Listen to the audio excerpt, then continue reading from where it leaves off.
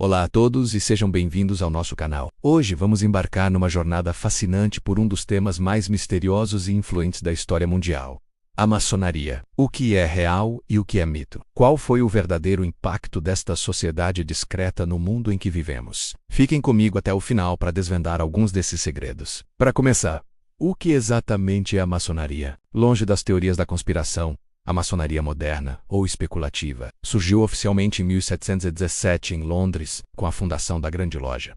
As suas raízes, no entanto, são muito mais antigas, ligadas às guildas de construtores de catedrais da Idade Média.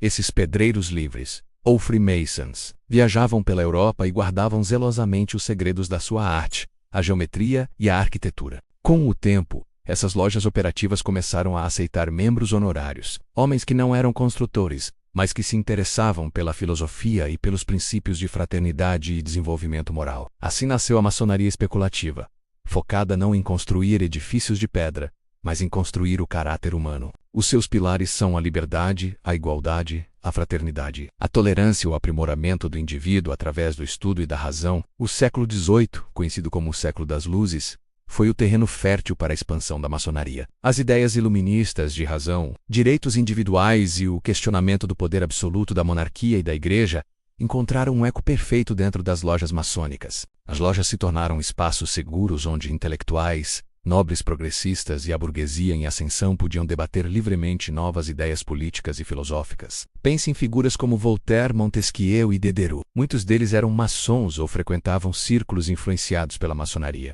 As lojas funcionavam como uma espécie de laboratório de ideias para a modernidade, ajudando a semear os ideais que floresceriam em grandes revoluções. E por falar em revoluções, é impossível não mencionar a influência maçônica na Revolução Americana. Figuras centrais como George Washington, Benjamin Franklin, Paul Revere e John Hancock eram maçons proeminentes. Os ideais de liberdade, autogoverno e direitos naturais, tão caros aos pais fundadores, eram discutidos e fortalecidos dentro das lojas. A própria Declaração de Independência dos Estados Unidos reflete princípios maçônicos de igualdade e a busca pela felicidade. As redes de contato e a confiança mútua entre os irmãos maçons foram cruciais para organizar a resistência contra o domínio britânico e para construir as fundações da nova república.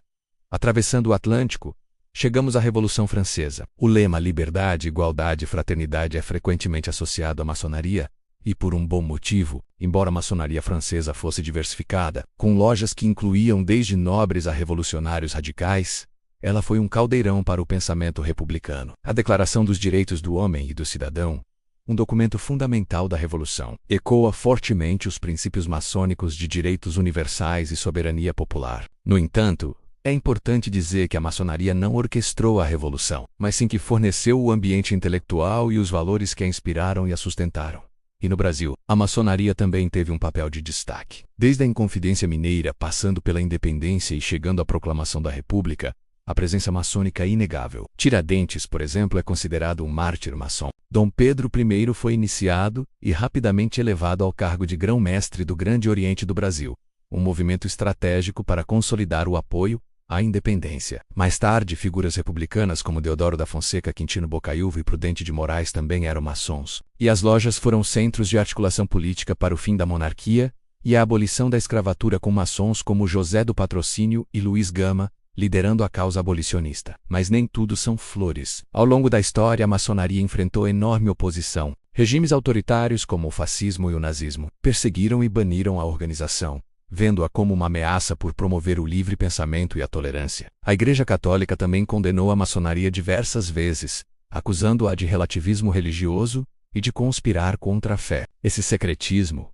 originalmente criado para proteger seus membros e suas discussões, acabou por alimentar inúmeras teorias da conspiração que persistem até hoje, pintando a fraternidade como uma cabala secreta que controla o mundo. No século XX e XXI, qual é o papel da maçonaria? A organização continua a existir em quase todos os países do mundo. Hoje, o seu foco principal é a filantropia e o desenvolvimento pessoal. Muitas lojas e potências maçônicas mantêm hospitais, creches, asilos e programas de bolsas de estudo, realizando um trabalho social significativo mais discreto. A ênfase permanece no aprimoramento moral e intelectual de seus membros, incentivando-os a serem cidadãos melhores e mais ativos em suas comunidades. A maçonaria moderna se define menos por revoluções políticas e mais por uma revolução interna, buscando polir a pedra bruta que é cada ser humano. Em resumo, a maçonaria foi, e continua a ser uma força complexa e multifacetada na história. Longe de ser um grupo monolítico com um plano secreto, ela funcionou como um catalisador para grandes mudanças sociais e políticas, fornecendo um espaço para o florescimento de ideias que moldaram o mundo moderno. O seu legado não está em símbolos ocultos ou conspirações, mas nos ideais de liberdade, progresso e fraternidade que inspiraram gerações de pensadores, líderes e cidadãos comuns a lutar por um mundo mais justo e esclarecido. Espero que tenham gostado desta viagem pela história da maçonaria. É um tema vasto e cheio de nuances, e nós apenas arranhamos a superfície. O que você achou mais interessante? Existe algum outro aspecto da maçonaria que você gostaria que explorássemos em um próximo vídeo? Deixe seu comentário aqui embaixo. Adoramos ler a opinião de vocês. Se você aprendeu algo novo hoje, não se esqueça de deixar o seu like, compartilhar com os amigos e, claro, se inscrever no canal para não perder nossos próximos conteúdos. Muito obrigado por assistir e até a próxima.